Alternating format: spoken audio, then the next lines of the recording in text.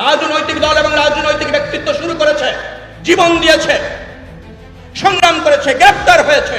এরপর চূড়ান্ত পর্যায়ে ছাত্র জনতা সব শ্রেণী পেশার মানুষ ঐক্যবদ্ধ হয়ে ফ্যাসিবাদী সরকারের পতন ঘটেছে। এভাবেই হয় গণঅভ্যুত্থান। অর্থাৎ শুরু করেছে বিএনপি। বিএনপির নেতৃত্বে সব শ্রেণী পেশার মানুষ এক হয়ে জুলাইয়ে ফ্যাসিবাদের পতন নিশ্চিত করেছে। আমি বলতে চেয়েছি, বাংলাদেশে যখন মানুষের অধিকার হরণ হয়েছে, বাংলাদেশ যখন সংকটে পড়েছে, তখন বাংলাদেশের জাতীয়তাবাদী দল বিএনপি নেতৃত্ব দিয়েছে, আপসিত দেখেছে, জনগণের পক্ষে অবস্থান নিয়েছে। এটাই হচ্ছে বিএনপি রাজনীতি।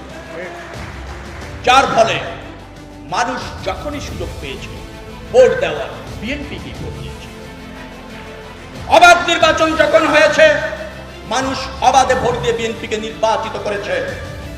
এবারও 2000 এই যে আপনার নির্বাচন, 26-এর নির্বাচন, জনগণ অবাধ ভোটের মাধ্যমে বাংলাদেশের জাতীয়তাবাদী দলকে নির্বাচিত করেছে।